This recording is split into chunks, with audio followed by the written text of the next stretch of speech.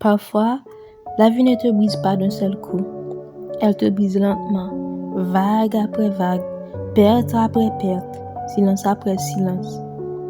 J'ai vu l'histoire d'un garçon nommé Paille, seul au milieu d'un océan sans fin, sans famille, sans sécurité, sans réponse, seulement la peur et une eau qui ne s'arrête jamais de bouger. Et je me suis dit, c'est exactement ce que la vie peut devenir. Quand tout ce que tu aimes disparaît et qu'on attend encore de toi que tu continues à respirer.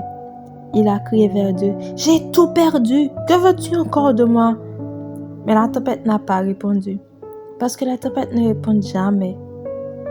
Et c'est là que quelque chose change, pas un miracle, pas une aide immédiate, mais un abandon. Il arrête de lutter contre l'océan et commence à survivre avec lui. Il arrête de demander « Pourquoi moi ?» et commence à murmurer « Je suis encore là ».